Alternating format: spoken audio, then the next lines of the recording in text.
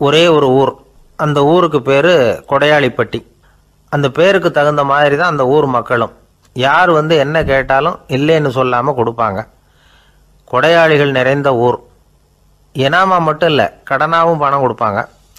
யாருக்காவது அவசரமாக பணம் தேவைப்பட்டதுன்னு வச்சுக்கோங்க, அந்த ஊருக்கு போய் வாங்கிக்கலாம். பத்திரம் தேவையில்லை, சாட்சி தேவையில்லை, ஜாமீன் தேவையில்லை, எந்த உத்தரவாதமும் கேட்காம பணம் கொடுத்துருவாங்க. நம்மளால் ஒருத்தனுக்கு பணம் தேவைப்பட்டது. சொந்த பந்தமெல்லாம் கேட்டு பார்த்தா யாரும் கொடுக்குற வழியாக தெரியல. எல்லாரும் அவங்கவுங்க சௌரியத்தை பார்க்குறவங்க, அடுத்தவங்க சௌரியத்தை பற்றி கவலைப்படாதவங்க. இவன் எல்லாரையும் கேட்டு பார்த்துட்டு சோர்ந்து போய் உக்காந்துட்டான். அந்த நேரம் தான் கொடையாளிப்பட்டியை பற்றி கேள்விப்பட்டான். அப்படி ஒரு ஊர் இருக்கிறது தெரிஞ்சதும் அந்த ஊருக்கு வழி கேட்டுக்கிட்டு ஒரு நாள் புறப்பட்டு போனான். வயல்காட்டு வழியாக போக வேண்டியிருந்தது. மெதுவாக நடந்து ஊர் எல்லைக்கு வந்துட்டான். 2 பக்கமும் விவசாய வேலைகள் மும்முரமாக நடந்துக்கிட்டு இருக்குது. ஏர் உழுதுகிட்டு இருக்கிறாங்க. அப்போ அங்கே ஒரு ஆளை பாம்பு கடிச்சுட்டுது. பக்கத்தில் வேலை செஞ்சுக்கிட்டு இருந்தவங்க ஓடி வந்தாங்க. அவசரமாக செய்ய வேண்டிய முதல் உதவியெல்லாம் செஞ்சு பார்த்தாங்க. பலன் இல்லை. அந்த ஆள் செத்து போட்டான். அவன் செத்து விட்டான்னு தெரிஞ்சதும் அவனை தூக்கி வரப்பு மேலே போட்டுட்டு எல்லாரும் அவங்கவுங்க வேலையை கவனிக்க ஆரம்பிச்சிட்டாங்க.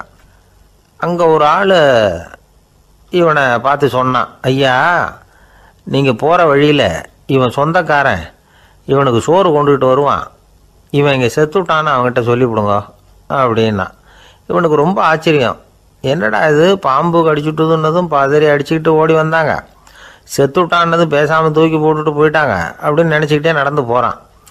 எதிரில் சோறு கொண்டுக்கிட்டு ஒரு ஆள் வந்தான். இவன் விவரத்தை சொன்னான். அங்கே அவங்க சொந்தக்காரன் பாம்பு கடிச்சு செத்து போட்டான் அப்படின்னா. அவன் கொஞ்ச நேரம் அமைதியாக நின்னான். அதுக்கப்புறமா அங்கேயே வரப்பில் உட்காந்து கொண்டுகிட்டு வந்த சோத்தை தானே சாப்பிட்டு முடித்தான். பேசாமல் எழுந்திரிச்சு திரும்பி போயிட்டான். கொஞ்சம் கூட பதறல, அழலை. இப்படியும் ஒரு ஊரா அப்படின்னு நினச்சி ஆச்சரியப்பட்டுக்கிட்டே இவன் ஊருக்குள்ளே போனான். ஒரு பெரிய மனுஷனை பார்த்து பணம் கேட்டான். அவரும் இவனோட பேரையும் ஊரையும் மட்டும் விசாரிச்சுக்கிட்டு தேவையான பணத்தை கொடுத்துட்டார். பணத்தை வாங்கிட்ட பிறகு தன்னுடைய மனசை அரிச்சுக்கிட்டு இருந்த அந்த விஷயத்தை பற்றி கேட்டான். ஐயா, வழியில் ஒருத்தன் செத்துட்டான், அவனை அப்படியே தூக்கி வரப்பில் போட்டுட்டு எல்லாரும் வயல்வெளி வேலைகளை பார்த்துக்கிட்டு இருக்கிறாங்களே அப்படின்னா. இதுக்கு அந்த பெரியவர் சொன்னார், ஆமாம், அப்படி தான் செய்வோம். வேலை முடிஞ்சு வீட்டுக்கு திரும்புகிறப்போ அவனை தூக்கிட்டு வந்து அடக்கம் பண்ணிடுவோம் அப்படின்னார். ரொம்ப ஆச்சரியமாக இருக்கே அப்படின்னா. ஏன் உங்கள் ஊரில் யாராவது செத்துட்டா என்ன பண்ணுவீங்க அப்படின்னு கேட்டார். என்ன இப்படி கேட்குறீங்க, எங்கள் ஊரில் எல்லாம் பணத்தை தூக்க விட மாட்டாங்க, ஒப்பாரி வைப்பாங்க, கட்டி புரண்டு அழுது புலம்பி தீர்த்துருவாங்க அப்படின்னா. இவன் பெரியவர் பார்த்தார். அவங்ககிட்ட கொடுத்த பணத்தை லபக்குன்னு பறிச்சுக்கிட்டார். திருப்பி வாங்கிட்டார். இவன் பதறி போய் நிற்கிறான்.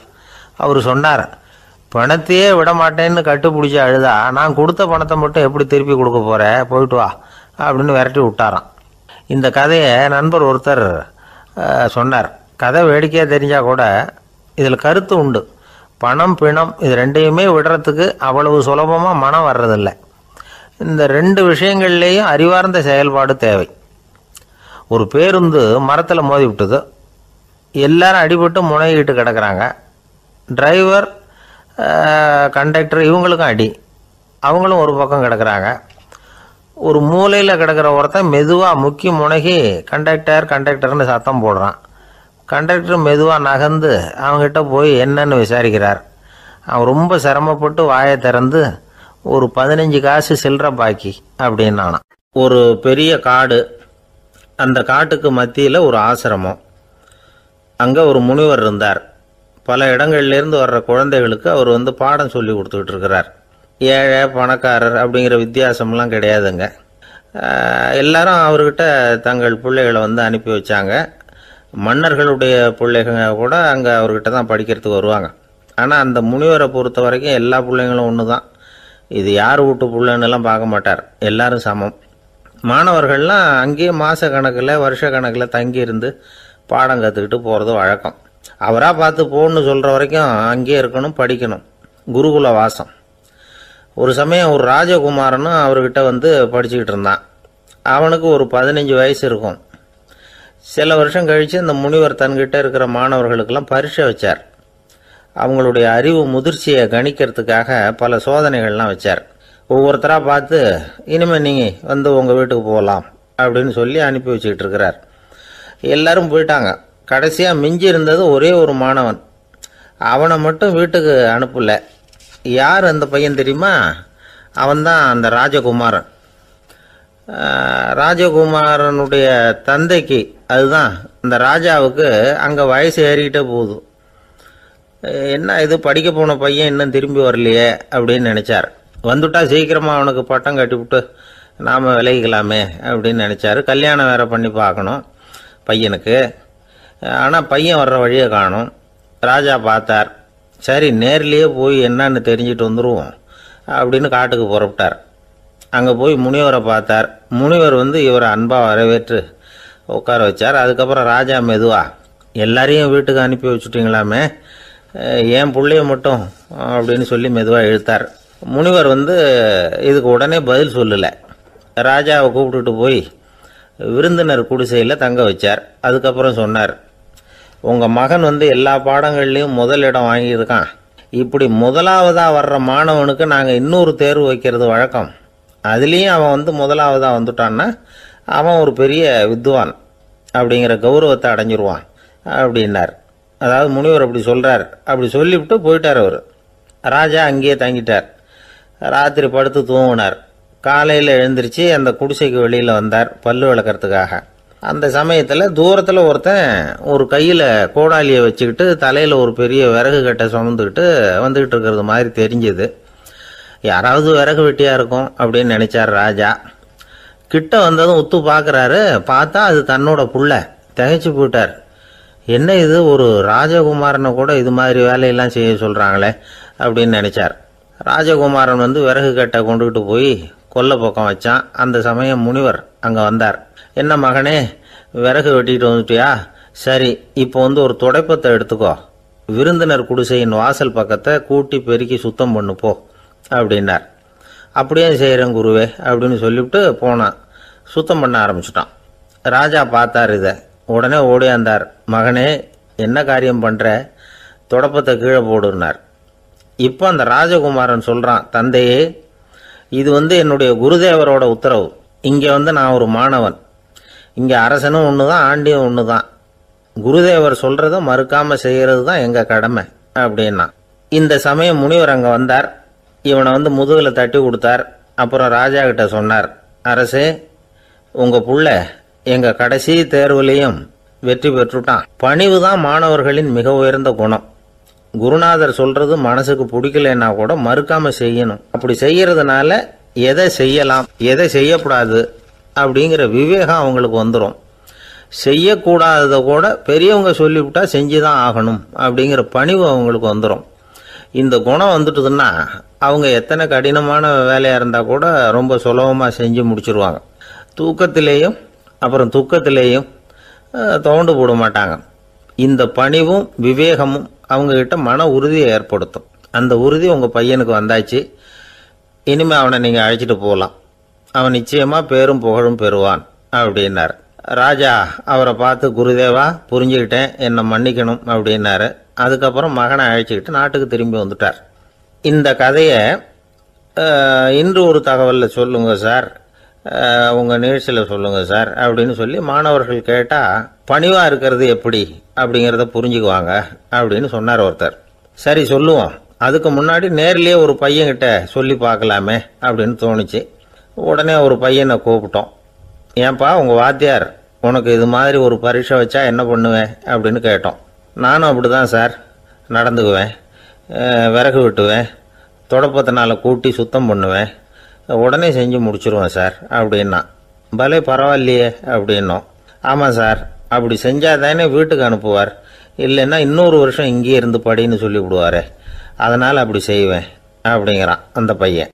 பிரிட்டிஷ் ஆட்சி நடந்துக்கிட்டு இருந்த காலம் 1920களின் கடைசி. அப்போ நடந்த ஒரு உண்மை நிகழ்ச்சி இது. ஒரு கல்யாண மாப்பிள்ளை ரயிலில் இறங்க போகிறார். அவரை வரவேற்க ஒரு ராஜ குடும்பமே காத்துக்கிட்டு இருக்குது. மங்களூர்லேருந்து இறங்குற அந்த மாப்பிள்ளை யார் தெரியுமா? ஒரு நாய். உண்மைதான், அந்த நாய்க்கு தான் கல்யாணம். சுதேசி சமஸ்தானத்து மன்னர்களில் ஒருத்தர் ஜூனாகட் மகாராஜா. அவரோட வளர்ப்பு நாய் ரோஷனாரா. அதுக்கு கல்யாணம் பண்ணி வைக்கணும்னு ஆசைப்பட்டார். மாப்பிள்ளை தேடினார். மங்களூர் மகாராஜாவோட வளர்ப்பு நாய் ஒன்று இருந்தது, பேர் பாபி. இது ரெண்டுக்கும் கல்யாணம் நடத்த முடிவு பண்ணார். திருமணத்துக்கு வேண்டிய எல்லா ஏற்பாடுகளையும் பண்ணுங்க அப்படின்னு உத்தரவு போட்டார். ஆயிரக்கணக்கான அழைப்புதழ்கள், பல சமஸ்தான மன்னர்கள், ஜமீன்தார்கள், பிரிட்டிஷ் அதிகாரிகள், பெரிய பணக்காரங்க, இப்படி நிறைய பேருக்கு அழைப்புதழ்கள் அனுப்பி வச்சாங்க. பத்திரிகையை பார்த்தவங்கெல்லாம் திகைச்சு போயிட்டாங்களாம். இருந்தாலும் என்ன பண்ணுறது, ராஜாவே அழைக்கிறார், போகாமல் இருக்க முடியுமா? அந்த சமயத்தில் நாட்டின் கவர்னர் ஜெனரலாக இருந்தவர் இர்வின் பிரபு, அவருக்கும் ஒரு பத்திரிக்கை போயிருக்குது. வாங்கி பார்த்ததும் அவருக்கு பயங்கர எரிச்சல். உடனே குப்பை தொட்டியில் போட்டுவிட்டாராம். மாட்சிமை தங்கிய பிரிட்டன் சக்கரவர்த்தியின் பிரதிநிதியான தன்னை கேவலம் ஒரு நாயின் திருமணத்துக்காக அழைக்கிறதா அப்படின்னு அவருக்கு ஆத்திரம். இருந்தாலும் கல்யாணம் பிரமாதமாக நடந்துதான். கல்யாணத்தன்னைக்கு பொண்ணுக்கு ஸ்பெஷல் குளியல், தண்ணீருக்கு பதிலாக வாசனை திரவியங்கள், பன்னீர், குளித்ததுக்கு அப்புறம் அலங்காரம், வைர மாலை, முத்து மாலை, ஏகப்பட்ட அலங்காரம். மாப்பிள்ளையை அழைக்கிறதுக்கு ரயில்வே ஸ்டேஷனில் ராஜ குடும்பமே காத்துக்கிட்டு இருக்குது. அவங்களோட வளர்ப்பு நாய்கள் 250. அத்தனை நாய்களுக்கும் பட்டு துணி போத்தி இருக்குது. முத்து வடங்கள் அணிவிச்சிருக்கிறாங்க. எல்லாம் ராஜ நாய்கள். அதுகளையும் வீதியில் நடக்க விடலையாம். அதுகளை சுமந்துக்கிட்டு போக அலங்கரிக்கப்பட்ட யானைகள் காத்துக்கிட்டு இருக்குதான். மாப்பிள்ளைக்கு வரவேற்பு எப்படி தெரியுமா? அது நடந்து வர்ற பாதை பூரா ரத்தன கம்பளம் விரிச்சிருக்குது. 2 பக்கமும் ராஜாங்க அதிகாரிகள் கைகட்டி நிற்கிறாங்க. அரசு படை வீரர்கள் அணிவகுப்பு மரியாதை செலுத்துகிறாங்க. அந்த நாய் ராஜ மரியாதையோடு நடந்து வருது. நகையெல்லாம் போட்டுக்கிட்டு வருது. திருமண மண்டபத்துக்கு சேருது. அங்கே கல்யாணம் அமோகமாக நடக்குது. இந்த திருமணத்தை முன்னிட்டு அந்த ஜூனாகட் சமஸ்தானத்துக்கு 3 நாள் விடுமுறை வேறு. கல்யாணத்துக்கு வந்திருந்தவங்களுக்கெல்லாம் ஏக தடபுடலாக விருந்து, நாட்டியம் எல்லாம் பிரமாதமாக நடந்து தான். இந்த கல்யாணத்தில் கலந்துக்க வந்திருந்த மற்ற சமஸ்தானத்து மன்னர்கள், தீவான்கள், அரச குடும்பத்தினர், இப்படி அவங்க 700 பேராம். அவங்க போகிறதுக்காக விசேஷ ரயில்கள்லாம் வேற விட்டுருக்காங்க. கல்யாணம் முடிஞ்சதும் அந்த நாய் தம்பதிகளோட பெரிய பெரிய மன்னர்கள்லாம் ஒன்றா உட்காந்து சாப்பிட்டாங்களாம். ஏர் கண்டிஷன் அறையில் அந்த தம்பதிகள் கொஞ்ச காலம் வாழ்ந்துருக்கிறாங்க. கொஞ்ச நாளில் மாப்பிள்ளைக்கு மரியாதை குறைய ஆரம்பிச்சுட்டுது. வெளியில் துரத்தி விட்டாங்களாம். அந்த பெண் நாய் மட்டும் ராஜ போகங்களை அனுபவித்து வந்து தான். இந்த கல்யாணத்தை பார்த்துட்டு தொடர்ந்து மற்ற சமஸ்தானத்து மன்னர்களும் நாய் திருமணங்கள் நடத்த ஆரம்பிச்சுட்டாங்களாம். இது உண்மையில் நடந்திருக்குது. இப்படி அது இருக்கட்டும். இப்போ நம்ம கதைக்கு வருவோம். ஒரு ராஜாவுக்கு ரொம்ப நாள் கழித்து ஒரு குழந்தை பிறந்து தான். அரண்மனை ஜோசியரை கூப்பிட்டுருக்கார் ராஜா. ஜோசியரே, என் மகன் வருங்காலத்தில் சிறந்த வாள் வீரனாக வரணும்னு ஆசைப்படுறேன், வருவானாங்கிறத கொஞ்சம் பார்த்து சொல்லுங்களேன் அப்படின்னாராம். ஜோசியர் சொன்னார், மன்னா, உங்கள் புள்ள வாள் வீரனாக வர்றது கஷ்டம். ஆனால் அவரும் உங்களை மாதிரியே நாய்க்குட்டிகள் பேரில் பிரியமாக இருப்பார். அதுகளுக்கு கல்யாணமும் பண்ணி வைப்பார் அப்படின்னாராம். அது எப்படி கண்டுபிடிச்சிங்க அப்படின்னு கேட்டிருக்கார் ராஜா. அரசே, உங்கள் பிள்ளைக்கு வாள் மேலே உள்ள பிரியத்தை காட்டிலும் நாய் மேலே உள்ள பிரியம் அதிகங்கிறதுக்கான அறிகுறி இப்போவே தெரியுது. நல்லா கவனித்து பாருங்கள். அவர் வாழ்னு கத்துறாரு அப்படின்னாரு. கவனித்து பார்த்துட்டு அப்படி எனக்கு காதில் விழலையே அப்படின்னாராம் மன்னர். அதனால தான் சொன்னேன், அவர் கத்துறது வாழ்னு கத்தலை, வள்ளுன்னு கத்திக்கிட்டு இருக்கார், அதனால தான் அப்படி சொன்னேன் அப்படின்னாராம் அரண்மனை ஜோசியர். உங்கள் பையன் எப்படி சார் இருக்கான் அப்படின்னு விசாரித்தார் ஒருத்தர். அவன் என்ன சார், எதை சொன்னாலும் காதில் வாங்க மாட்டேங்கிறான், அவன் பாட்டுக்கு போகிறான் வர்றான் அப்படின்னு சொல்லி அழுத்துக்கிட்டார் அப்பா. பெரியவங்க சொல்கிறத சின்ன பிள்ளைங்க கேட்கறது இல்லைங்கிறது ஒரு குறை. பெரியவங்க சொல்கிறது சின்ன பிள்ளைங்க காதலையே விழறது இல்லைங்கிறது ஒரு குறை. இது கொஞ்சம் சீரியஸான விஷயம், கவனித்து பார்க்கணும். ஒரு குழந்தைக்கு காது சரியாக கேட்குதா இல்லையா அப்படிங்கிறத நாம தான் கவனித்து பார்த்து கண்டுபிடிக்கணும்.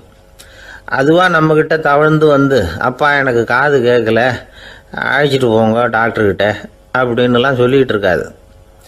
அது சரி, ஒரு குழந்தைக்கு காது சரிவர கேட்குதா இல்லையா அப்படிங்கிறத முன்கூட்டியே நாம் தெரிஞ்சுக்கிறது எப்படி? அதுக்கு சில வழி இருக்குது. உங்கள் குழந்தைய கொஞ்சம் அப்படியே கவனித்து பாருங்கள். அடிக்கடி ஜலதோஷம், காதில் அரிப்பு ஏற்படுதா, மூக்கு விரிவாகவும், அப்புறம் டான்சில், அடினாய்டு, சத அழற்சி, இது மாதிரி ஏதாவது இருக்கா, வாயிலிருந்து எச்சில் ஒழுகுதா, குழந்தை வாயினால் சுவாசிக்குதா, பற்கள் முன்னாடி தள்ளி வளருதா, இதெல்லாம் அதுக்கு அறிகுறி. அப்புறம் இந்த VBDF TH இப்படி இந்த ஒலிகள் சேர்ந்த வார்த்தைகளை குழந்தை சரியாக புரிஞ்சுக்காது. இப்போ உதாரணத்துக்கு பட்டுன்னு சொல்லு குழந்தை அப்படின்னீங்கன்னா அது வந்து கட்டுன்னு சொல்லும். அதாவது பட்டு சவுண்டை அதால் புரிஞ்சிக்க முடியல. அப்புறம் உங்கள் குழந்தை வந்து உங்களை உறக்க பேச சொல்கிறானா, அடிக்கடி கேள்வி கேட்குறானா, சாப்பிட்றப்போ கவனம் இல்லாமல் இருக்கானா, படிப்பில் போதுமான முன்னேற்றம் இல்லையா, வகுப்பில் சரியாக கவனிக்கிறது இல்லையா, இப்படிலாம் இருந்தால் ஆரம்பத்திலேயே டாக்டர்கிட்ட அழைச்சிட்டு போய் சிகிச்சையை வந்து ஆரம்பிச்சுடலாம், குணப்படுத்தி விடலாம். குழந்தைக்கு காது சரியாக கேட்கலன்னா நீங்கள் செய்ய வேண்டியது என்ன தெரியுமா? அவனுக்கு காது கேட்கலேங்கிறதுக்காக அவன் முன்னாடி சத்தம் போட்டு பேசக்கூடாது. மெதுவாக சீராக பேசணும், அவனை பார்த்து பேசணும். உங்கள் உதட்டு அசைவுகள் வந்து அவனுக்கு உதவும், அதை பார்த்தே புரிஞ்சுக்குவான். நீங்கள் வாயில் வெத்தலை பாக்கு போட்டுக்கிட்டோ புகை பிடிச்சிக்கிட்டோ பேசக்கூடாது. அப்படி பேசினா அவனால் அந்த உச்சரிப்பை சரியாக புரிஞ்சிக்க முடியாது. ஒரு வார்த்தையை சொல்கிறீங்க, அவனுக்கு புரியல அப்படின்னா அதே வார்த்தையை மறுபடியும் சொல்லணும். அவனுக்கு நீங்கள் முதல்ல சொன்ன வார்த்தை புரியலேன்னு நினச்சிக்கிட்டு மறுபடியும் திருப்பி சொல்கிறப்போ அதே அர்த்தம் வரக்கூடிய வேறு வார்த்தையை சொல்லக்கூடாது. இப்படிலாம் நடந்துக்கிட்டால் அவனுக்கு வந்து மன திடத்தை ஏற்படுத்த முடியும். இல்லைன்னா அவனுக்கு வந்து தாழ்வு மனப்பான்மை வந்துடும். குழந்தைக்கு காது கோளாறுன்னா ஆரம்பத்திலேயே டாக்டர்கிட்ட அழைச்சிட்டு போனால் போதும், குணப்படுத்தி விடலாம். அப்புறம் பார்த்துக்கலாமே அப்படின்னு அலட்சியமாக இருந்துட்டால் தான் கஷ்டம். சில பேர் கோபத்தில் சின்ன பிள்ளைங்க காதை பிடிச்சி திருகிறது உண்டு. இது ரொம்ப தப்பு. காது கையோடு வந்துட்டால் என்ன பண்ணுறது? ஒரு வேடிக்கை கதை, அது கதை தான், நிஜமாக நடந்ததில்லை, அது மாதிரி நடக்காது. ஒரு வேடிக்கைக்காக சொல்லப்படுற கதை. அதாவது ஒரு வீட்டில் அப்பா வந்து அம்மாவை பார்த்து சொல்லிகிட்டு இருக்கார், இதை பாரு, நாளைக்கு காலையில் என்னை சீக்கிரம் எழுப்பி விட்ரு, நான் செங்கல்பட்டு வரைக்கும் போயிட்டு வர வேண்டியிருக்கு அப்படின்னாராம். இதை அவங்க பையன் காதில் வாங்கிட்டு இருக்கான். அப்பாவுக்கு சிரமம் வேண்டாமே அப்படின்னு நினச்சி அவனே காலையில் யாருக்கும் தெரியாமல் எழுந்திரிச்சு புறப்பட்டு செங்கல்பட்டுக்கு போட்டான். சாயந்தரமாக திரும்பி வந்தான். அப்பா பையனை காணாமல் அலமோதிக்கிட்டு இருக்கிறார். சாயந்தரமாக பையனை பார்த்ததும் எங்கடா போயிட்டு வந்தேன்னு கேட்டார் கோவமாக. செங்கல்பட்டுக்கு போயிட்டு வந்தேப்பா, நீ வீணா அலைய வேண்டாமேன்னு அப்படின்னா. எதுக்கடா போனேன்னு அதட்டினார். அதான்ப்பா, நீ நேற்று வந்து அம்மா கிட்ட சொல்லிக்கிட்டு இருந்த, அதை காதில் வாங்கினேன், உனக்காக நான் போயிட்டு வந்தேன் அப்படின்னா. உடனே எந்த காதில் வாங்கினேன் அப்படின்னு சொல்லி காதை பிடிச்சி திருகினார். அந்த காது கையோடு வந்துட்டுது. இது நடந்து கொஞ்ச நாள் கழித்து அந்த அப்பாவும் பையனும் கடத்தெருவில் போய்கிட்டு இருக்கிறாங்க.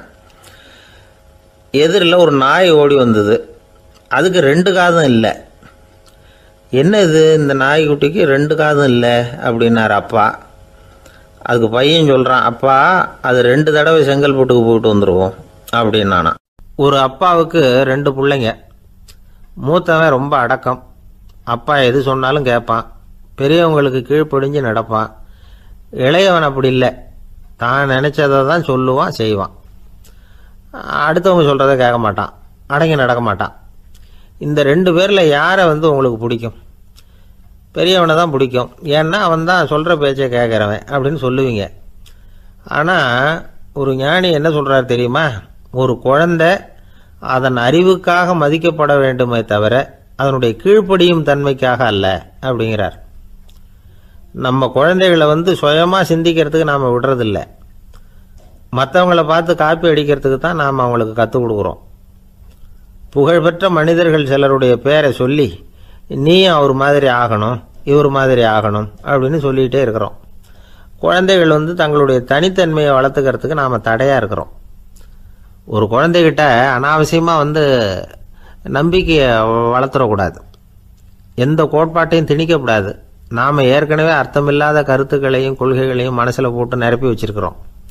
இந்த உலகத்துக்கு புதுசாக வந்து சேர்ந்திருக்கிற ஒரு குழந்தையின் தூய்மையான மனசில் நம்ம கருத்துக்களை அறிமுகம் செய்ய அல்லது திணிக்கிறதுக்கு நமக்கு எந்த அதிகாரமும் கிடையாது. ஒரு குழந்தைய நீ இந்த மதத்தை சேர்ந்தவன் அப்படின்னு பிறந்ததுமே ஒரு முத்திரை குத்தி போடுறோம். இது அதோட சுதந்திரத்தை ஆரம்பத்திலேயே கிள்ளி எறிகிறது மாதிரி தான். நீங்கள் ஒரு மதத்தின் வழிமுறைகளை கடைப்பிடிச்சிக்கிட்டு வர்றீங்க, அந்த வழியில் போய்கிட்டு இருக்கிறீங்க, சரி, அதனால் போகிறீங்க. அதுக்காக உங்கள் குழந்தையையும் அதே வழியில் தான் வரணும் அப்படின்னு கட்டாயப்படுத்துறதுக்கு உங்களுக்கு என்ன உரிமை இருக்குது?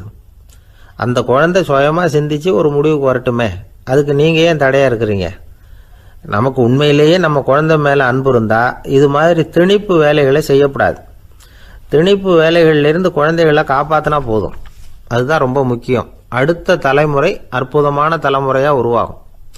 நாம் தான் சாதி மத சங்கடங்களில் மாட்டிக்கிட்டு தவிக்கிறோம். அவங்களாவது சாதி மத வேறுபாடு இல்லாத சமுதாயத்தை பார்க்கட்டுமே, அந்த சௌகரியங்களை அனுபவிக்கட்டுமே. அதுக்கு நாம் என்ன செய்யணும்னா ஒன்றும் செய்யாமல் இருந்தால் போதும். ஒரு குழந்தைகிட்ட நம்ம கருத்தை திணிக்கும் பொழுது என்ன ஆகுது தெரியுமா? அது அவனை அவங்ககிட்ட இருந்தே அப்புறப்படுத்தி விடுது. அவனுடைய தனித்தன்மையை அழிச்சுடுது. அவனை ஒரு எல்லைக்குள்ளே திணிச்சுடுது. இதெல்லாம் அன்புங்கிற பேரால் பெற்றோர்கள் செய்கிற தப்பு. இதெல்லாம் கேட்டுக்கிட்டு இந்த காலத்தில் அப்பா ஒருத்தர் சொன்னார், நான் கருத்துக்களை எல்லாம் என் பையன்கிட்ட திணிக்கிறது இல்லைங்க, ஆனால் அதிகமாக சாப்பிட சொல்லி கட்டாயப்படுத்துவேன் அப்படின்னார். உங்கள் வீட்டு சமையல் அவ்வளோ நல்லா இருக்குமான்னு கேட்டாங்க. நல்லா இருந்தால் நான் ஏன் அவனை சாப்பிட சொல்லி கட்டாயப்படுத்த போகிறேன் அப்படின்னார். ஒரு ஊரில் ஒரு மன்னன் இருந்தான், கொடுங்கோல் மன்னன். நிறைய தொந்தரவு பண்ணிக்கிட்டு இருந்தான். அவன் ஒரு தடவை என்ன பண்ணான் தெரியுமா? ஒரு தப்பும் பண்ணாத ஒரு இளைஞனை பிடிச்சி ஜெயிலில் அடைச்சுட்டான். அந்த பையனோட சொந்தக்காரங்கள்லாம் ராஜா கிட்ட போனாங்க. அவன் ஒரு தவறும் பண்ணலை, அவனை விடுதலை பண்ணுங்க அப்படின்னு கெஞ்சி கேட்டுக்கிட்டாங்க. மன்னன் யோசனை பண்ணான். அந்த இளைஞனை கூப்பிட்டுக்கிட்டு வர சொன்னான். அவனை கொண்டாந்து ராஜா முன்னாடி நிறுத்தினாங்க. இதை பாருப்பா, உன்னை நான் விடுதலை பண்ணுவேன், ஆனால் ஒரு கண்டிஷன். அந்த நிபந்தனையை நீ நிறைவேற்றினா உனக்கு விடுதலை அப்படின்னா மன்னன். சரின்னு ஒத்துக்கிட்டான் பையன். மன்னன் கண்டிஷன் என்னங்கிறத சொன்னான். உங்ககிட்ட ஒரு செம்மறி ஆட்டை கொடுக்க போகிறேன். 1 மாதத்துக்கு அதுக்கு தேவையான தீனியையும் கொடுக்க போகிறேன். 1 மாதம் கழித்து அந்த ஆட்டை எடை போட்டு பார்ப்பேன். அந்த ஆட்டின் எடை கொஞ்சம் கூட கூடி இருக்கக்கூடாது. எடை கூடி இருந்தால் உனக்கு விடுதலை கிடையாது. என்ன சொல்கிற அப்படின்னா. பையனுக்கு ஒன்றும் புரியல, பயமாக போயிட்டுது. குழம்பிக்கிட்டே நின்றுக்கிட்டு இருக்கிறான். சரி, ஒரு நாள் டைம் தரேன், நல்லா யோசனை பண்ணி பார்த்துட்டு நாளைக்கு உன் முடிவை சொல்லு அப்படின்னா மன்னன். பையன் கவலையோடு வெளியில் வந்தான். அங்கே ஒரு பெரியவர் நின்றுக்கிட்டு இருந்தார். அவர்கிட்ட விஷயத்தை சொன்னான். அந்த பெரியவர் இந்த பையனுக்கு காதோட காதாக ஒரு வழியை சொல்லி கொடுத்தார். அதை கேட்டதும் பையன் மறுபடியும் மன்னன் முன்னாடி நின்னா, உங்கள் நிபந்தனையை ஏற்றுக்கிறேன்னு சொன்னான். மன்னன் ஒரு ஆட்டுக்குட்டியையும் அதுக்கு 1 மாதத்துக்கு தேவைப்படுற தீவனத்தையும் கொடுக்கும்படியாக உத்தரவு போட்டான். கொடுத்தாங்க, ஓடிட்டு போயிட்டான். 1 மாதம் தினமும் தவறாமல் அந்த தீவனத்தை ஆட்டுக்குட்டிக்கு போட்டுக்கிட்டு இருக்கிறான். 1 மாதம் கழித்து அந்த ஆட்டை அரண்மனைக்கு ஓட்டிகிட்டு போனான். மன்னன் அதை எடை போட்டு பார்க்குறான். எடை கூடவே இல்லை, அப்படியே தான் இருக்குது. உடனே போட்ட நிபந்தனைப்படி அந்த இளைஞனை விடுதலை பண்ணிவிட்டான். சரி, ஆட்டுக்கு எடை கூடாமல் இருக்கிறதுக்கு அந்த பெரியவர் சொல்லி கொடுத்த யோசனை என்ன அப்படின்னா, அது வேற ஒன்றும் இல்லை. அந்த ஆட்டுக்கு எதிரில் அது கண்ணில் படுற மாதிரி ஒரு ஓநாயை கட்டி போட சொன்னார். அவ்வளவுதான். ஆட்டுக்கு ஓநாய்ங்கிறது பிறவி பகை. ஓநாயை பார்த்தா ஆடு நடுங்க ஆரம்பிச்சிரும், அவ்வளவு பயம். தினமும் அந்த ஆடு பயந்துக்கிட்டே தேனி சாப்பிட்டுது, எடை கூடல. அதுதான் ரகசியம். இது சின்ன பிள்ளைங்களுக்கான ஒரு கதை. இதிலேருந்து தெரிஞ்சிக்க வேண்டிய உண்மை என்னென்னா, நாமெல்லாம் சாப்பிட்றப்ப மனசும் உடம்பும் அமைதியாக இருக்கணும். அப்போ தான் அது உடம்புல ஒட்டும். அவசரத்துலேயும் பயத்துலையும் சாப்பிட்டா அது சரியாக ஜீரணமாகாது. இன்னொரு ராஜா இருந்தார். அவரும் ஒரு இளைஞனை ஜெயிலில் அடைச்சி விட்டார். விடுதலை பண்ணணும்னா ஒரு கண்டிஷன்னார். என்னன்னு கேட்டான். ஒரு ஆட்டுக்குட்டியை அவன் முன்னாடி கொண்டாந்து நிறுத்துவேன், நீ அதுக்கிட்ட ஒரு கேள்வி கேட்கணும், அதுக்கு சரியான பதிலை சொல்லணும். அப்படி செஞ்சுட்டா உனக்கு விடுதலைன்னார். இளைஞன் யோசனை பண்ணி பார்த்தான். சரின்னு ஒத்துக்கிட்டான். அது பிரகாரமே ஆட்டுக்குட்டியை பதில் சொல்ல வச்சுட்டான். என்ன நடந்தது தெரியுமா? ஆட்டுக்குட்டியை கொண்டாந்து நிறுத்தினாங்க. இவன் மெதுவாக அதுக்கிட்ட போனான். அது காதுகிட்ட போய் ஏப்ரலுக்கு அடுத்த மாதம் என்ன மாதம்னு கேட்டான். அது உடனே மேன்னு கத்திச்சு. இவன் விடுதலை ஆயிட்டான். ஆந்திர நாட்டில் ஒரு அரசர் இருந்தார். அந்த அரசர்கிட்ட ஒரு அமைச்சர் இருந்தார். அந்த அமைச்சர் பேர் ராயண பாஸ்கர். அவர் ஒரு பெரிய அறிவாளி. அது மட்டும் இல்லை, மிகச்சிறந்த கொடையாளி. யார் எது கேட்டாலும் இல்லைன்னு சொல்ல மாட்டாராம். அதன் காரணமாகவே அவர்கிட்ட இருந்த செல்வம் நாளுக்கு நாள் குறைஞ்சிக்கிட்டே வந்துட்டு தான். கடைசியில் குடும்பத்துக்குன்னு எதுவும் வைக்காமலே அவர் போய் சேர்ந்துட்டார். மகனும் இறந்துட்டார். அந்த குடும்பத்தில் மிஞ்சி இருந்தது அவருடைய மருமகள், ஒரு பேரன், அவ்வளவுதான். இருந்த ஒரே சொத்து பழுதடைஞ்ச ஒரு வீடு. அந்த அம்மா மற்ற வீடுகளில் வேலை செஞ்சு தன்னுடைய பிள்ளைய படிக்க வச்சுக்கிட்டு வராங்க. அந்த புள்ள ஒரு பெரிய வள்ளலுடைய பேரன்கிறது அந்த பள்ளி வாத்தியார்களுக்கும் தெரியும். அதனால் அவங்களும் இவங்ககிட்ட கொஞ்சம் அன்பாகவும் அக்கறையாகவும் பழகி பாடம் சொல்லி கொடுத்துக்கிட்டு இருக்கிறாங்க. ஒரு நாள் ஒரு புகழ்பெற்ற கவிஞர் ஒருத்தர் அந்த பள்ளிக்கூடத்துக்கு வந்திருக்கிறார். ஆசிரியர்கள்கிட்ட பேசிக்கிட்டு இருந்தப்போ ஒரு செய்தியை சொன்னாராம். ராயண பாஸ்கருங்கிற வள்ளல் எனக்கு நிறைய உதவிகள் செஞ்சிருக்கார். என்னை பாராட்டி பரிசுகள்லாம் கொடுத்துருக்கிறார். அந்த வள்ளல் வாழ்ந்த கிராமத்தை பார்க்கணுங்கிறதுக்காக தான் இப்போ இங்கே வந்திருக்கிறேன் அப்படின்னாராம். ஆசிரியர் உடனே இந்த பையனை கூப்பிட்டு, இதை பாருங்கள், இவன் யார் தெரியுமா, நீங்கள் குறிப்பிடுகிற அந்த வள்ளலின் பேரன் அப்படின்னு அறிமுகப்படுத்தினாராம். கவிஞரின் கண்களில் ஆனந்த கண்ணீர். அந்த பரவச நிலையிலேயே அந்த வள்ளலை பற்றி கவி பாட ஆரம்பிச்சுட்டாராம். இந்த சின்ன பையன் அதை கேட்டிருக்கிறான். உடனே என்ன பண்ணான் தெரியுமோ, தன் கையில் அணிஞ்சிருந்த ஒரு பொன் வளையலை கழட்டி அந்த கவிஞருக்கு பரிசாக கொடுத்துட்டானான். எல்லாருக்கும் ஆச்சரியம். தாத்தா இருக்கும் நிலையில் கொடுத்தார், பேரன் இல்லாத நிலையிலையும் கொடுக்குறான். பையனை எல்லாரும் பாராட்டினாங்களாம். இருந்தாலும் அவனுக்குள்ள ஒரு பயம் எதுவும் ஆரம்பமாச்சு. பள்ளிக்கூடம் விட்டு வீட்டுக்கு வரும்பொழுது அந்த பயம் இன்னும் அதிகமாயிட்டுது. அம்மா என்ன சொல்லுவாங்களோ தெரியலையே, ஏதோ திடீர்னு தோணிச்சு வளையல கட்டி கொடுக்கணும்னு கொடுத்துட்டோம். குடும்பம் இருக்கிற நிலையில் இப்படி நான் செஞ்சது தப்பா, வீட்டு செலவுக்கே அம்மா எவ்வளவு கஷ்டப்படுறாங்க, வீட்டுக்கு போனதும் என்ன நடக்குமோ தெரியலையே அப்படின்னு நினச்சி பயந்துக்கிட்டே அவன் வீட்டுக்குள்ளே அடி எடுத்து வைக்கிறான். அம்மா கூப்பிட்டு சாப்பாடு போட்டாங்க. அவங்க கண்ணில் படக்கூடாதுங்கிறதுக்காக ஒரு கையை பின்னாடி மறைச்சிக்கிட்டே இருந்தான். அம்மா இதை கவனிச்சிட்டாங்க. ஏய், உன் கையை ஏன் அப்படி வச்சிருக்கிற, உன் கைக்கு என்னாச்சு, ஏதாவது அடிபட்டு போச்சா அப்படின்னு கேட்டுக்கிட்டே கையை எடுத்து பார்க்குறாங்க. வளையல காணலை. வளையல் எங்கே அப்படின்னு கேட்குறாங்க. இவன் தயங்கிக்கிட்டே நடந்ததை சொல்கிறான். அதை கேட்டதும் அந்த அம்மாவோட முகம் கோபத்தால் சவுந்து போச்சான். முட்டாளே, என்ன காரியம் பண்ண அப்படின்னு கன்னத்தில் அரைஞ்சிட்டாங்களாம். அம்மா, என்னை அடிக்காத, ஏதோ தெரியாமல் தப்பு பண்ணிட்டேன் அப்படின்ட்டுருக்கான். மகனே, வளையலை கொடுத்ததுக்காக நான் உன்னை அடிக்கலை அப்படிங்க, பின்ன எதுக்கு அடித்தேன்னு கேட்டிருக்கான்.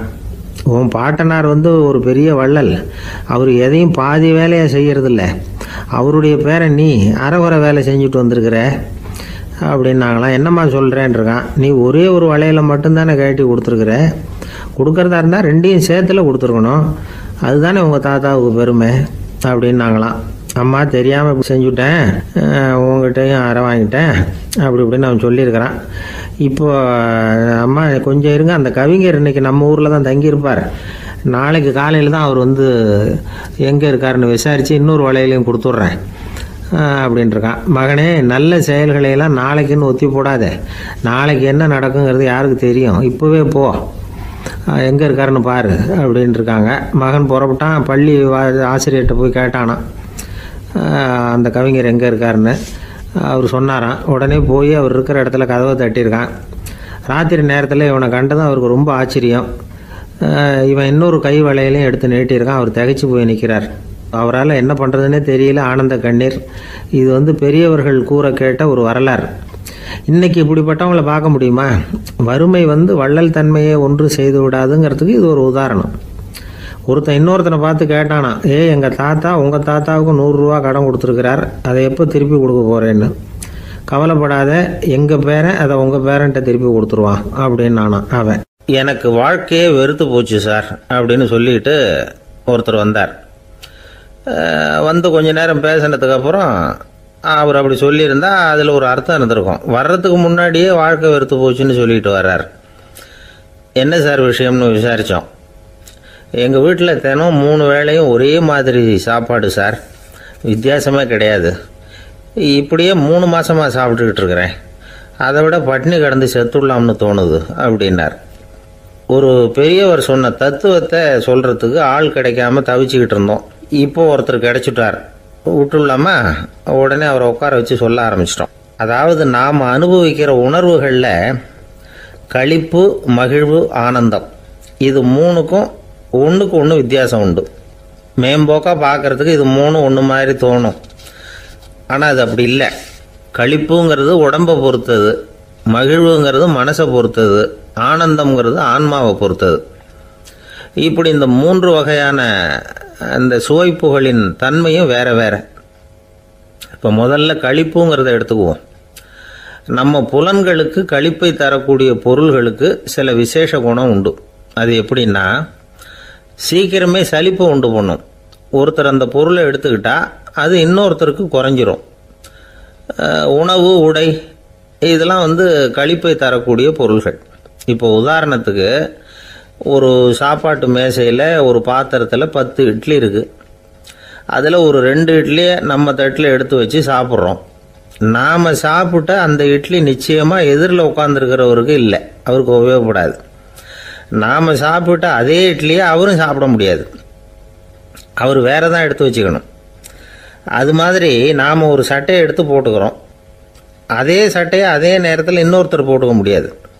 புலன்களுக்கு களிப்பை தரக்கூடிய இது மாதிரி பொருள்கள்லாம் முதல் தடவை நமக்கு கொடுக்குற களிப்பை ரெண்டாவது தடவையும் கொடுக்காது. மூணாவது தடவை இன்னும் குறையும். கடைசியில் வெறுப்பாக மாறிடும். ஒவ்வொன்றா இட்லியை தொடர்ந்து சாப்பிட்றோம்னு வச்சுக்கோங்க, முதல் இட்லி தரக்கூடிய சுவையை 30வது இட்லி தராது.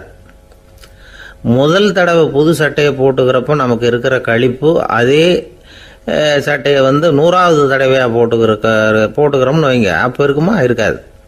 இதுதான் களிப்பு. அதாவது சீக்கிரமே சலிப்பை தரக்கூடியது. ஒருத்தர் எடுத்துக்கிட்டால் இன்னொருத்தருக்கு குறைஞ்சி போகக்கூடியது. ஆனால் மகிழ்ச்சிங்கிறது அப்படி இல்லை. ஒருத்தர் அனுபவிக்கிறதுனால இன்னொருத்தருக்கு குறைஞ்சி போகாது. இப்போ காலையில் சூரியன் உதயம் ஆகிறத பார்த்து சந்தோஷப்படுறோம், அதையே இன்னொருத்தரும் பார்த்து சந்தோஷப்படலாம். ஒரு நல்ல சங்கீதத்தை கேட்குறோம், ஒரு அழகான ஓவியத்தை ரசிக்கிறோம், நீங்கள் ரசிக்கிற அதே நேரத்தில் இன்னொருத்தரும் அதை ரசிக்கலாம். அதனால் அது குறைஞ்சி போகிறதில்ல. இது மகிழ்வு. ஆனால் ஒன்று, ஒரே பாடலை திரும்ப திரும்ப கேட்டுக்கிட்டு இருந்தால் கடைசியில் அலுப்பு தட்டும். அதாவது மகிழ்வுங்கிறது எப்படின்னா, மற்றவங்களோட பகிர்ந்து கொள்றதுனால குறையாது. ஆனால் ஒரே பொருள் மீண்டும் மீண்டும் அனுபவிப்பை தர்றப்போ முதல்ல மகிழ்வு அதிகரித்து அதுக்கப்புறம் அது மங்கி மறைஞ்சு போயிடும். இதுதான் அந்த மகிழ்வுங்கிறதுக்கு இலக்கணம்.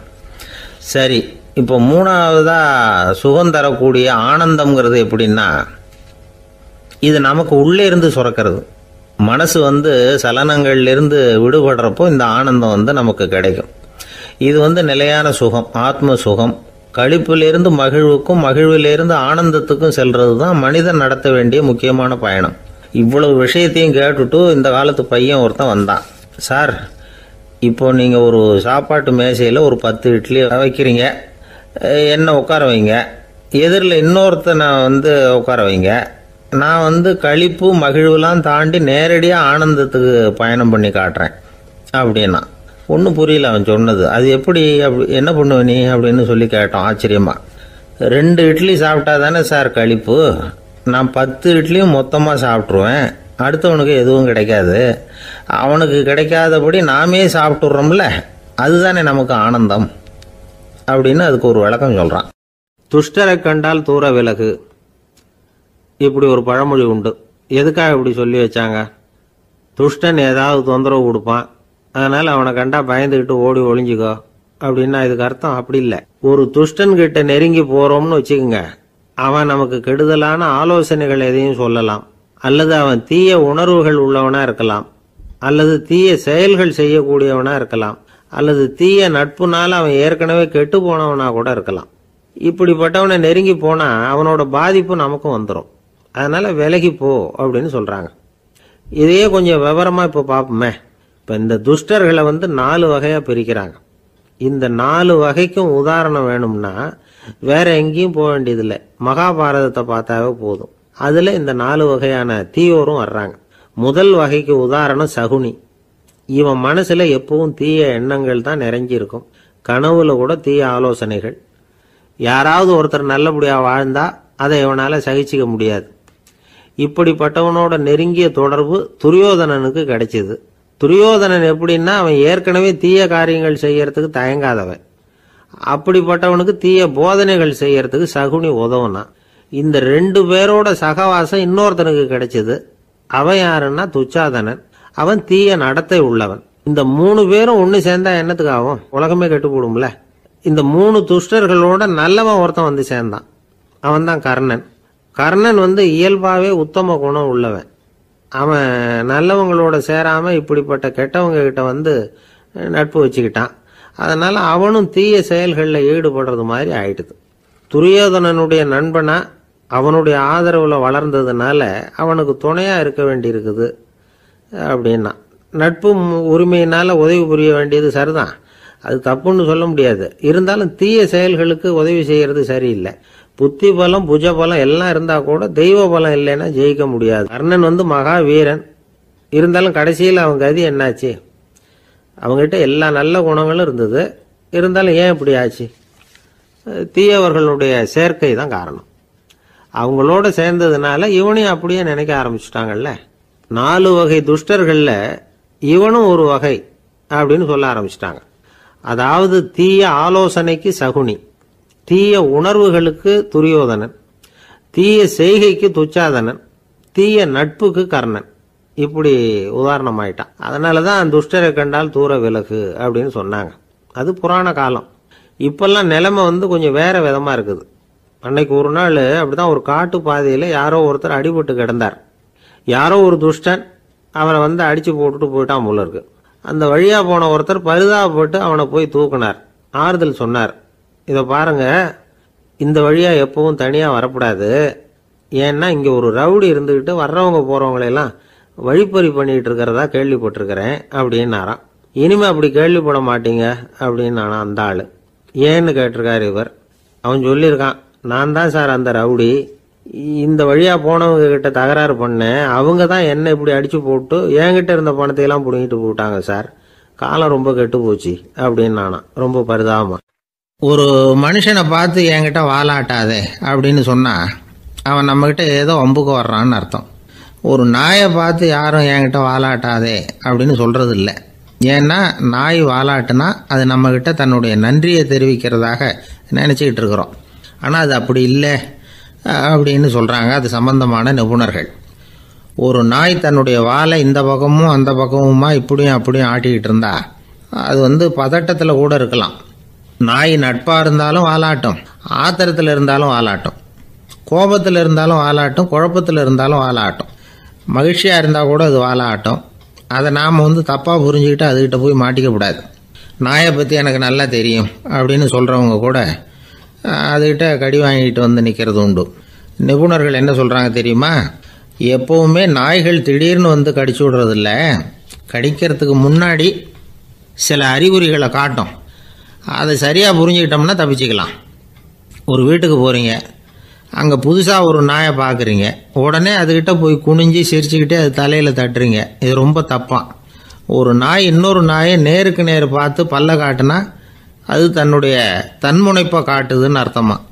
உன்னை விட நான் பெரியவன் அப்படின்னு சொல்லுதுன்னு அர்த்தம். அதனால் நீங்கள் அது மாதிரி கிட்ட போய் சிரிக்கிறோம் அப்படின்னு நினச்சிக்கிட்டு பல்ல காட்டினா உங்களையும் எதிரியாக நினச்சிரும். இன்னொரு விஷயம் என்னென்னா, தலையில் தட்டுனா நாய்க்கு பிடிக்காது. அது தன்னை அடக்கிறதாகவும் அச்சுறுத்துறதாகவும் நினச்சிக்கிட்டு இருக்கும். சரி, அப்படின்னா புதுசாக ஒரு இடத்துல அல்லது வீட்டில் நாய்க்குட்டியை பார்த்தா என்ன பண்ணுறது? நீங்கள் சும்மா இருங்க, அதுவாக கிட்ட வரட்டும். அதுக்கப்புறம் அதுக்கிட்ட கனிவாக பேசுங்க. கன்னம், மார்பு, தோல் இங்கெல்லாம் தட்டலாம், தப்பு இல்லையா? தலையில் தான் தட்டப்படாதான். ஒரு நாய் உங்களை நோக்கி ஓடி வருது, நீங்களும் ஓடுனா அது துரத்த ஆரம்பிச்சிடும். அசையாமல் சில மாதிரி நின்றுடுங்க, அது கிட்ட வராது. அதுக்கு ஆர்வம் இல்லாமல் போயிடும். ஒரு தெருவில் சின்ன பிள்ளைங்க நிறைய பேர் விளையாடிக்கிட்டு இருக்கிறாங்க. அப்போ சில நாய்கள் அங்கே ஓடி வருது. எல்லாரும் ஓடினாங்க. அப்படி ஓடுறப்போ ஒரு பையன் கால் தடிக்க கீழே விழுந்துட்டான். என்னாச்சு தெரியுமா? துரத்திட்டு வந்த நாய்கள்லாம் கீழே விழுந்தவன ஒன்றும் செய்யலை, அவன்கிட்டே போகல. ஓடிக்கிட்டு இருந்தாங்கல்ல பசங்க, அவங்கள துரத்திக்கிட்டு அவங்க பின்னாடி ஓடிச்சான். அதுதான் நாய்களுடைய சுபாவம். ஒரு நாய் நம்மளை நேருக்கு நேர் முறைச்சி பார்க்குதுன்னு வச்சுங்க, நாமளும் அதை முறைச்சி பார்க்கக்கூடாது. நாம் வேற பக்கம் எங்கேயாவது பார்க்க ஆரம்பிச்சிடணும். ஒரு நாய் கோபமாக இருந்ததுன்னா அதோட வால் உறுதியாக நேராக நிற்கும். ஒரு நாய் பணிந்து போனால் அல்லது பயந்து போனால் அது தன்னோட வாலை காலுக்கு நடுவில் வச்சுக்கும். ஒரு நாய் நம்மளை பார்த்து பயந்து நிற்குதுன்னு வச்சுங்க, அதனால் நமக்கு ஆபத்து இல்லைன்னு நினச்சிடக்கூடாது. உங்களை பார்த்துட்டு ஒரு நாய் ஒடுங்குச்சுன்னா நீங்கள் விலகி போயிடணும் அப்படின்னு அது நினைக்குது. நிறைய பேர் பயந்து போன நாயால் கடிபடுறாங்க. இவன் நம்மளை விட பெரிய ஆள், மாட்டிக்கிட்டோம், வேற வழி இல்லை அப்படிங்கிற நினப்பில் தான் நாய் கடிக்க ஆரம்பிக்குதான். இதே மாதிரி சங்கிலியால் கட்டி போடப்பட்டிருக்கிற நாயும் ஆபத்தானது தான். தொடர்ந்து கட்டி போட்டிருந்தா காலப்போக்கில் அது ஒரு மாதிரி ஆகிடும். நாய் குழந்தைகளை கடிக்காது அப்படின்னு சில பேர் சொல்லுவாங்க. அதுவும் ஒரு தவறான நம்பிக்கை. அதனால் சின்ன குழந்தைகளை தனியாக நாயோட விளையாட விடக்கூடாது. ஆகக்கூடி நாயை பற்றி நிறைய விஷயம் புரிஞ்சுக்க வேண்டியிருக்குது. ஒருத்தர் தன்னுடைய நண்பர் வீட்டுக்கு போயிருந்தார். அவசியம் எங்கள் வீட்டில் சாப்பிட்டுட்டு தான் போகணும் அப்படின்னு ரொம்ப அன்பாக சொல்லிவிட்டார். அதை மீற முடியல இவரால். சரின்னு உட்காந்துட்டார். சாப்பாடு போட்டாங்க, சாப்பிட ஆரம்பித்தார். அவங்க வீட்டில் கட்டி போட்டிருந்த நாய்க்குட்டி இவர் சாப்பிட்றத முறைச்சி பார்த்துது. ஏன் இப்படி என்ன இது முறைச்சி பார்க்குது உங்கள் வீட்டு நாய்க்குட்டி அப்படின்னு இவர் கேட்டார். அப்போ அவங்க சொன்னாங்களாம், அதுகிட்ட ஒரு கெட்ட பழக்கம்ங்க, தன்னோட தட்டில் யார் சாப்பிட்டாலும் அது அப்படி தான் முறைச்சி பார்க்கும் அப்படின்னாரா அவர். இன்றைக்கு பல பேர் உயில் எழுதி வைக்கிறாங்கல்ல. இந்த உயில்னா என்ன? அதாவது ஒரு நபர் தனக்கு பின்னாடி தன்னுடைய சொத்துக்கள் யாருக்கு போய் சேரணும்னு நினைக்கிறாரோ அந்த நினைப்பை சட்டப்படி உறுதிப்படுத்துறது தான் உயில். சரி, உயிலை யார் எழுதலாம்? 18 வயசு பூர்த்தியான யாரும் உயில் மூலமாக சொத்துக்களை விநியோகிக்கலாம். கண் பார்வை இல்லாதவங்க, காது கேளாதவங்க, வாய் பேச முடியாதவங்க, இவங்கெல்லாம் கூட உயில் எழுதி வைக்கலாம். புத்தி சுவாதீனம் இல்லாதவங்க கூட சில சமயம் புத்தி தெளிவாக இருந்தால் உயில் எழுதலாமா. குடிபோதையில் இருக்கிறவங்க, தாங்கள் என்ன செய்கிறோங்கிறது தெளிவாக அறிய முடியாதவங்க, நோய் நொடியில் இருக்கிறவங்க, இவங்கெல்லாம் உயில் எழுத முடியாது. ஒருத்தரை நிர்பந்தப்படுத்தி ஏமாற்றி அல்லது சுய நினைவில்லாத ஒருத்தர்கிட்ட எழுதி வாங்கி வைக்கிற உயில் செல்லாது. உயிலை இந்த முறையில் தான், இந்த படிவத்தில் தான் எழுதணும்னு சட்டத்தில் விதி எதுவும் கிடையாது. இதுக்கு முத்திரை கட்டணமும் கிடையாது. உயிலை வெற்று காகிதத்தில் எழுதலாம். அச்சடிக்கணும், டைப் அடிக்கணுங்கிற அவசியம் கூட இல்லை. கையாலேயே கூட எழுதலாம். எழுதி இருக்கிறது புரியணும், அவ்வளவுதான். குறைந்தபட்சம் 2 சாட்சிகளை வச்சுக்கிட்டு உயில் எழுதுகிறவர் அதில் கையெழுத்து போடணும். கையெழுத்து போட தெரியாதுன்னா இடது கை பெருவிரல் ரேகை வைக்கலாம். உயில் சாசனத்துக்கு சாட்சிகள் கையெழுத்து இல்லைன்னாலும் அது செல்லாது. அப்புறம் ப்ரிவிலேஜ்டு வில் அப்படின்னு இருக்கு, அதுக்கு மட்டும் சாட்சிகள் தேவையில்லை. அது என்னென்னா, இந்த விமானப்படை, கப்பல் படை அல்லது யுத்தத்தில் பணிபுரியும் நபர்கள் அவங்கெல்லாம் இருக்கிறாங்க இல்லையா, அப்படிப்பட்டவங்க எழுதுகிற உயில் அது. அதுக்கு சில விசேஷ சலுகைகள் உண்டு. ஒருத்தர் முதல்ல ஒரு உயில் எழுதி வைக்கிறார், அதுக்கப்புறம் மனசு மாறி போகுது, அது வேணாம்னு நினைக்கிறார், ரத்து செஞ்சுடலாம். அதுக்கப்புறம் வேற உயிலும் எழுதலாம். உயிரோடு இருக்கிற வரைக்கும் எத்தனை தடவை வேணும்னாலும் உயில் எழுதலாம். கடைசியாக எழுதப்பட்ட உயில் சட்டப்படி சரியாக இருந்தால் அதுதான் அமலுக்கு வரும். சரி, எழுதுகிற உயிலை ரகசியமாக வச்சுருக்கிறது எப்படி? இது ஒரு கேள்வி. இதுக்கு என்ன செய்யணும்னா, ஒருத்தர் உயிலை எழுதினதுக்கு அப்புறம் அவர் தானாவோ அல்லது அங்கீகரிக்கப்பட்ட முகவர் மூலமாகவோ, அதாவது ஒரு ஏஜெண்ட் மூலமாகவோ, ஒரு கவரில் போட்டு சீல் வச்சு கவர் மேலே தன்னுடைய பெயரை எழுதி அல்லது அந்த ஏஜெண்ட் பெயரை எழுதி கவர் மேலே என்ன அடக்கம் செய்யப்பட்டிருக்கு, உள்ளே என்ன இருக்குது அப்படிங்கிற விவரம்லாம் எழுதி சார் பதிவாளர்கிட்ட ஒப்படைக்கலாம். இதுக்கு கட்டணம் உண்டு. அதுக்கப்புறம் எப்போ தேவைப்படுதோ அப்போ ஒரு மனு கொடுத்து அந்த கவரை திரும்ப வாங்கிக்கலாம். இப்போ எழுதுகிற உயிலை இவ்வளவு நாளுக்குள்ளே பதிவு செய்யணுங்கிற கால வரையறை உண்டா அப்படின்னு ஒரு கேள்வி வரலாம் இல்லையா? எப்போ வேணும்னாலும் பதிவு செய்யலாம். நம்மால் ஒருத்தர் ஒரு நாள் ரொம்ப அவசரமாக வந்தார். இந்த உயில் எழுதுறது சம்பந்தமாக பூரா விவரமாக எனக்கு உடனே தெரியணும்னார்.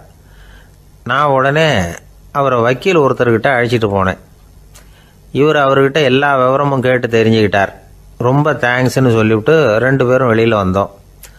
அதுக்கப்புறம் இவர்கிட்ட கேட்டேன், ஆமாம் இவ்வளவு விவரமாக கேட்குறீங்களே, உங்களுக்கு எத்தனை பிள்ளைங்க சார் அப்படின்னு கேட்டேன். 6 பேர் சார் அப்படின்னார். சரி, இருக்கிற சொத்து எவ்வளவுன்னு கேட்டேன். அதை இனிமே தான் சம்பாதிக்க போகிறேன் அப்படின்னார். ஒரு ஊரில் ஒரு மன்னர் இருந்தார். அழகான அரண்மனையில் அவர் இருந்தார். அந்த அரண்மனையை விட அழகாக ஒரு மாளிகையை அந்த ஊர்லேயே வேற ஒருத்தன் கட்டியிருந்தான். அப்படி கட்டி முடித்ததில் அவனுக்கு ரொம்ப பெருமை. எத்தனையோ செல்வந்தர்கள்லாம் பார்த்துட்டு, இந்த மாளிகையை விலைக்கு கொடுத்துட்றியா, எவ்வளவு விலை சொன்னாலும் சரி நாங்கள் வாங்கிக்கிறதுக்கு தயாராக இருக்கோம் அப்படின்னு சொல்லி கேட்டு பார்த்துட்டாங்க. நான் இதை விற்கிறதுக்கு தயாராக இல்லை அப்படின்னு சொல்லிவிட்டான். அவ்வளவு சிறப்பாக கலை அம்சத்தோடு அதை கட்டி முடிச்சிருக்கிறான். அதுவே ஒரு பெரிய அரண்மனை மாதிரி இருந்ததுன்னா பார்த்துங்களேன். சுற்றிலும் அழகான பூந்தோட்டம். ஒரு நாள் அவன் எங்கேயோ வெளியூர் போயிட்டு திரும்பி வந்துக்கிட்டு இருக்கிறான். அப்போது அந்த மாளிகை தீப்பெட்டி எரிஞ்சிக்கிட்டு இருக்கு. பதறி போட்டான். விலைக்கு கேட்டவங்க யாராவது இதை செஞ்சுருக்கணும், இல்லைன்னா மன்னரே செய்த சதியோ என்னவோ, இப்படிலாம் அவனுக்கு சந்தேகம். ஒரு மூலையில் உட்காந்து அழ ஆரம்பிச்சிட்டான். அந்த சமயத்தில் அவனுடைய மகன் அங்கே ஓடி வந்தான். அப்பா அழாதீங்க, இதை நான் நேற்று ராத்திரியே நம்ம ஊர் மன்னருக்கு விற்றுட்டேன். இதை கட்டி முடிக்க நமக்கு எவ்வளவு செலவாச்சோ அதை போல் 3 மடங்கு விலைக்கு விற்றுட்டேன், கவலைப்படாதீங்க. இதை விட அழகான மாளிகையை நாம் புதுசாக கட்டிக்கலாம்னா. இதை கேட்டதும் அழுதுகிட்டு இருந்தவன் அழுகையை நிறுத்தினான், சிரிக்க ஆரம்பிச்சிட்டான். இதே இடத்த நான் மன்னர்கிட்ட இருந்து விலைக்கு வாங்குவேன், இதை விட அழகான மாளிகையை கட்டுவேன் அப்படின்னு சுற்றி நின்று எல்லார்கிட்டையும் சொல்லிக்கிட்டு இருந்தான். இந்த சமயத்தில் அவனோட இளைய மகன் ஓடி வந்தான். அப்பா, அண்ணன் சொன்னதெல்லாம் சரிதான், மன்னர்கிட்ட விலை பேசினதெல்லாம் உண்மைதான், ஆனால் விற்றது பேச்சு அளவில் தான். இனிமே தான் பத்திரம் வாங்கணும், எழுதணும், நீங்கள் கையெழுத்து போடணும், பதிவு பண்ணணும், மன்னர்கிட்ட பணம் வாங்கணும். அதுக்காகத்தான் உங்களை எதிர்பார்த்துக்கிட்டு இருந்தோம். அதுக்குள்ளே இப்படி ஆயிட்டுதுன்னா. இப்போ சிரிச்சுக்கிட்டு இருந்தாவன் சிரிப்பை நிறுத்தினான். மறுபடியும் குழந்தை மாதிரி அழ ஆரம்பிச்சுட்டான். இது ஒரு சம்பவம். இதிலிருந்து என்ன தெரியுது? அந்த அழகான மாளிகை தன்னுடையது அப்படின்னு நினைக்கும் பொழுது அவனுக்கு அழுகை வந்தது. அது தன்னுடையது இல்லை அப்படின்னு நினைக்கிற போது சிரிப்பு வந்தது. மறுபடியும் அது தன்னுடையது தான் அப்படிங்கிற உணர்வு வரும்பொழுது அழுகை. எது எதிலிருந்து நீ நீங்கி இருக்கிறாயோ அது அதிலிருந்து உனக்கு துன்பம் இல்லை அப்படிங்கிறார் திருவள்ளுவர். இந்த உடம்பு என்னுடையதில்லை அப்படிங்கிற உணர்வு வந்துட்டா அது ஒரு பெரிய நிலை. அந்த நிலை வரணும். எல்லாத்தையும் பயன்படுத்திக்கலாம், ஆனால் பற்றில் விழுந்துடக்கூடாது. உலகத்தில் இருங்கள், ஆனால் உலகத்தவராக இருக்காதீர்கள். உலகிற்குள் இருங்கள், உலகம் உங்களுக்குள் வந்துவிட அனுமதிக்காதீர்கள். விலகி இருங்கள், விழித்திருங்கள், மௌனமாய் பார்த்திருங்கள் அப்படிங்கிறது சான்றோர் கருத்து. செய்ய வேண்டிய கடமையிலிருந்து விலகி இருக்கிறவர்கள் நம்மகிட்ட நிறைய பேர் உண்டு. அப்படிப்பட்ட ஒருத்தர் டாக்டர்கிட்ட போனார். டாக்டர், நான் ஒரு கவர்மெண்ட் ஆஃபீஸில் வேலை பார்க்குறேன், எனக்கு ஒரே அசதியாக இருக்குது, என்னை சோதிச்சு பாருங்கள், ஆலோசனை சொல்லுங்கள் ஏதாவதுன்னார். டாக்டர் அவரை பரிசோதனை பண்ணி பார்த்துட்டு சொன்னார், இதோ பாரு, உனக்கு இப்போ தேவைப்படுறது முழு ஓய்வு. நீ எவ்வளவு சீக்கிரமாக ஆஃபீஸுக்கு போறியோ அவ்வளவுக்கு உனக்கு நல்லது அப்படின்னாராம். ஒரு ஊரில் ஒரு ஆள் இருந்தான். கற்பனையிலேயே காலத்தை கடத்திக்கிட்டு இருந்தான். ஒரு நாள் ஒரு மரத்தடியில் உட்காந்துருந்தான். அவனுக்கு பசிக்கிற மாதிரி தெரிஞ்சுது. உடனே கற்பனையிலேயே சாப்பிட ஆரம்பிச்சிட்டான். அதாவது எதிரில் இலை போட்டு சாப்பாடு போடப்பட்டிருக்கிறதாகவும் அதை இவன் சாப்பிட்றதாகவும் நினச்சிக்கிட்டு கையை மட்டும் வாய்க்கும் தரைக்குமா அப்படியும் இப்படியும் கொண்டுகிட்டு போய் பாவனை பண்ணிக்கிட்டே இருக்கிறான். தூரத்தில் இருந்து பார்க்குறவங்களுக்கு இவன் ஏதோ பலமான விருந்து சாப்பிட்டுக்கிட்டு இருக்கிறான் அப்படின்னு தான் தோணும். அது மாதிரியே பண்ணிக்கிட்டு இருந்தான். அந்த வழியாக ஒரு சன்னியாசி வந்துக்கிட்டு இருந்தார். இவனை பார்த்தார். என்ன இவன் இப்படி பண்ணிகிட்டு இருக்கிறானே அப்படின்னு நினச்சாரு. கொஞ்ச நேரம் அவனையே உத்து பார்த்துக்கிட்டு இருந்தார். இவரை பார்த்ததும் அவன் இன்னமும் சுவாரஸ்யமாக சாப்பிட ஆரம்பிச்சுட்டான். அப்பப்பா, என்ன இது, இந்த குழம்பு இவ்வளவு காரமாக இருக்குது, என்னுடைய நாக்கே எரிஞ்சு போடும் போல இருக்க அப்படின்னு சொல்லிக்கிட்டு பக்கத்தில் ஒரு குவளையை எடுத்து தண்ணி குடிக்கிறது மாதிரி பாவனை பண்ணுறான். அப்பாடா, இப்போ கொஞ்சம் பரவாயில்ல அப்படின்னு சொல்லிக்கிட்டு குவளையை கீழே வைக்கிறது மாதிரி ஒரு பாவனை பண்ணுறான். சன்னியாசி பார்த்தார். என்னப்பா, சாப்பாட்டில் காரம் அதிகமோ அப்படின்னார். ஆமாம் சுவாமி, ஞாபகம் மறதியில் கொஞ்சம் மிளகாய் அதிகமாக சேர்த்துக்கிட்டேன் அப்படின்னா. சரி சாப்பிடு அப்படின்னு சொல்லிட்டார். அவன் சாப்பிட்டு முடிக்கிற வரைக்கும் பொறுமையாக உட்காந்துருந்தார். அவன் அப்பாடா அப்படின்னு சொல்லிட்டு மறுபடியும் தண்ணியை எடுத்து குடித்தான். எல்லாம் கற்பனையிலேயே. அதுக்கப்புறம் சன்னியாசி பேச ஆரம்பித்தார். இதை பாருப்பா, உன்னுடைய கற்பனையை நான் மெச்சுறேன், இருந்தாலும் உன் சாப்பாட்டில் ஒரு இனிப்பையும் வச்சிருக்கலாமே, ஏன் மிளகாயை அளவுக்கு அதிகமாக போட்டுவிட்டு அவஸ்தைப்படுறேன் அப்படின்னார். அவன் யோசிக்க ஆரம்பித்தான். அதுக்கப்புறம் இவர் சொன்னார், இதை பாருப்பா, இனிமேல உன்னுடைய கற்பனையும் உயர்ந்ததாக இருக்கட்டும் அப்படின்னு உபதேசம் பண்ணிவிட்டு போனார். எப்பவும் உயர்வை பற்றியே சிந்திக்கணும். உயர்வு கிடைக்கலன்னா கூட அப்படி சிந்திக்கிறத நிறுத்தப்படாது அப்படிங்கிறார் திருவள்ளுவர். உள்ளுவது எல்லாம் உயர் உள்ளல், மற்ற அது தள்ளினும் தள்ளாமை நேர்த்து. ஊக்கம் இல்லாமல் உலகத்தில் வாழ்ந்து பிரயோஜனம் இல்லை. அதனால் உயர்வாகவே சிந்திக்கணும். அது நம்மளை ஊக்கப்படுத்தும். இது பெரியோர் வாக்கு. இந்த உலகத்தில் கற்பனையிலேயே வாழ்கிற சில கஞ்சர்களும் உண்டு. அதாவது 2 கஞ்சர்கள், 2 பேரும் பக்கத்து ஊரில் இருந்தாங்க. பொங்கல் சமயம் ஒரு கஞ்சன் தன்னுடைய மகனை கூப்பிட்டான். இதை பாருப்பா, பக்கத்து ஊரில் என்னுடைய நண்பன் ஒருத்தன் இருக்கிறான், அவனுக்கு பொங்கல் பரிசு ஏதாவது கொடுக்கணும், நான் ஒரு 4 ஆட்டுக்குட்டியை தரேன், நீ கொண்டுகிட்டு போய் கொடுத்துட்டு வந்து விடுறியா அப்படின்னு கேட்டான். சரி, நான் புள்ள ஒரு பைய கையில் எடுத்துக்கோன்னா. அவன் எடுத்துக்கிட்டான். இந்த ஆட்டுக்குட்டி பிடிச்சிக்கோ அப்படின்னு சொல்லி ஒவ்வொன்றா போடுறேன் பார் அப்படின்னு சொல்லிட்டு 1 2 3 4 அப்படின்னு எண்ணிக்கிட்டே வெறும் சைகையாலேயே ஆட்டுக்குட்டியை பிடிச்சி போடுறது மாதிரி பாவனை பண்ணிகிட்டு இருக்கிறான்.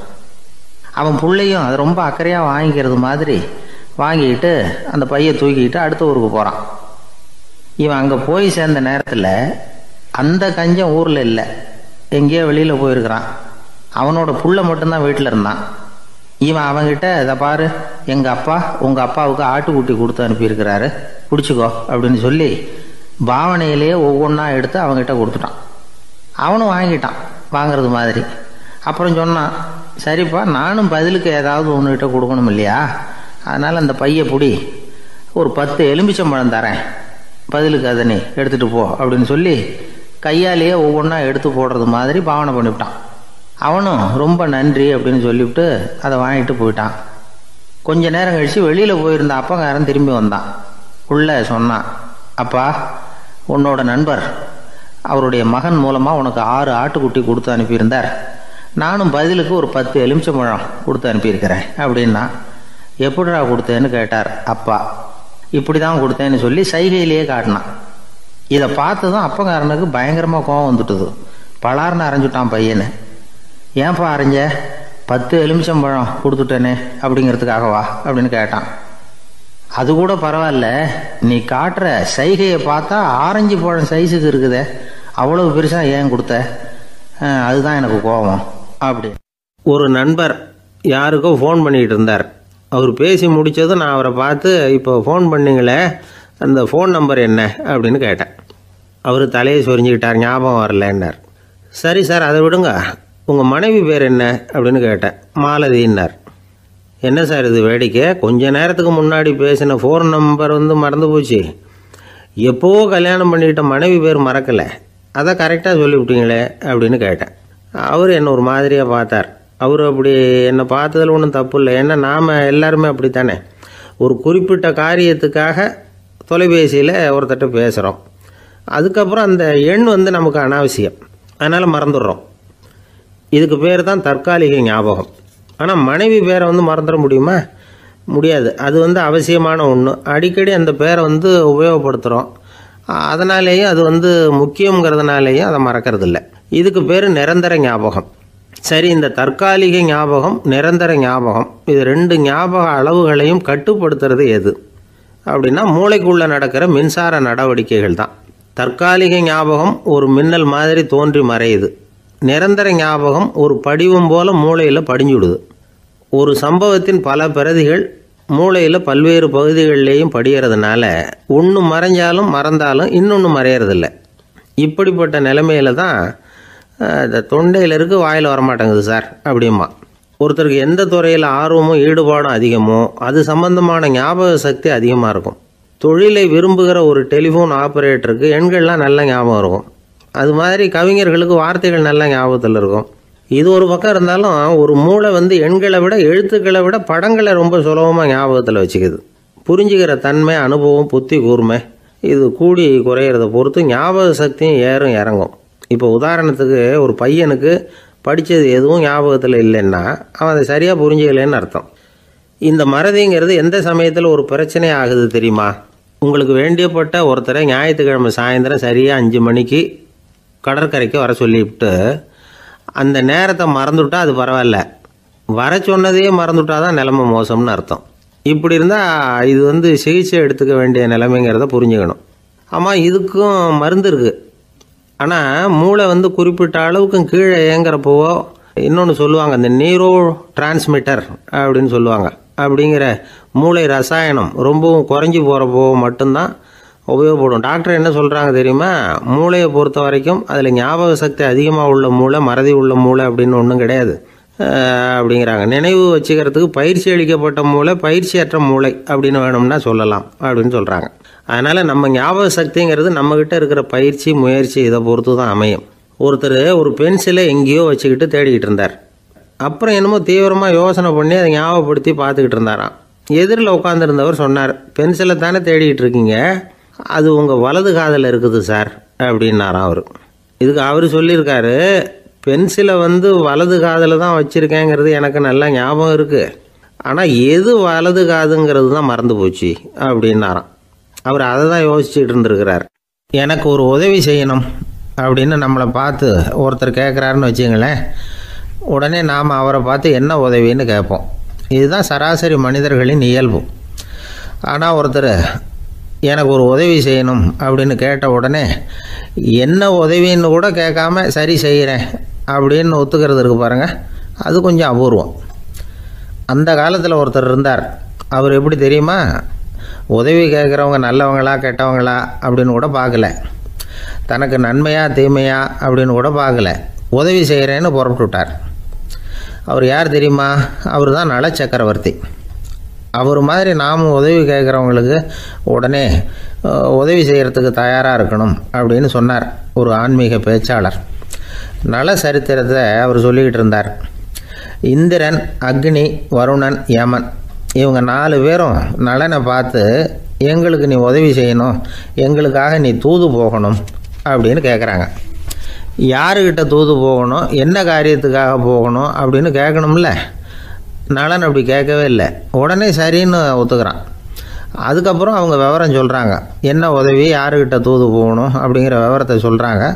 நலனுக்கும் அப்புறம்தான் புரியுது, எந்த தமயந்தியை இவன் காதலிச்சானோ, எந்த தமயந்தின் சுயம்பரத்துக்காக இவன் போய்கிட்டு இருக்கிறானோ அந்த தமயந்தியை பார்த்து தங்களுக்காக அவகிட்ட வாதாடணும், பேசணும், தங்களில் ஒருத்தரை கல்யாணம் பண்ணிக்கும்படியாக கேட்கணும் அப்படின்னு அவங்க 4 பேரும் நலன்கிட்ட கேட்குறாங்க.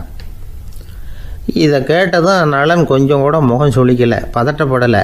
நேராக தமயந்தி கிட்ட போகிறான். இந்திரன், அக்னி, வருணன், யமன் இவங்களோட சிறப்புகளை எடுத்து சொல்கிறான்.